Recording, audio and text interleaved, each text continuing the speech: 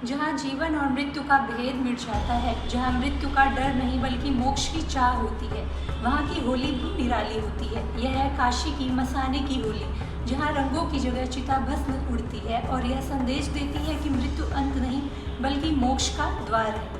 महाशमशान मणिकर्णिका घाट पर यह परंपरा सदियों से चली आ रही है। जब बाबा विश्वनाथ माता पार्वती का गौना कराकर अपने धाम लौटते हैं, तब काशी में उनके गढ़ नागा, साधु, अघोरी और श्रद्धालु जलती चिताओं के बीच भस्म से होली खेलते हैं। इस साल भी हजारों भक्तों ने मणिकर्णिका घाट पर मसाने की होली का अद्भुत नज़ारा देखा। हर तरफ हर हर महादेव के जय घोष गूंज रहे थे। नागा, साधु और अघोरी जब घाट पर पहुंचे तो श्रद्धालुओं ने उन्हें चिता की भस्म से तिलक कर प्रणाम किया। इसके बाद शुरू हुआ वह अनूठा उत्सव जिसमें जलती चिताओं की राख हवा में उड़ाई गई और पूरे वातावरण को महादेव में बना दिया गया। मसाने की होली सिर्फ एक परंपरा नहीं बल्कि यह मृत्यु और मोक्ष का बोध कराती है। इस साल प्रशासन ने मसाने की होली में डीजे बजाने पर रोक लगा दी थी। इससे कुछ युवाओं में हल्की उदासी दिखी, लेकिन भक्ति का रंग फीका नहीं पड़ा। डमरू की ध्वनि, शंखनाद और हर हर महादेव के जय घोष ने पूरे वातावरण को आध्यात्मिक ऊर्जा से भर दिया।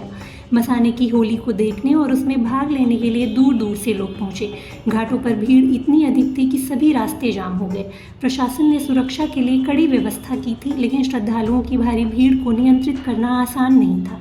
पुलिस जवान लगातार व्यवस्था बनाने में जुटे रहे ताकि यह भव्य उत्सव बिना किसी बाधा के संपन्न हो सके।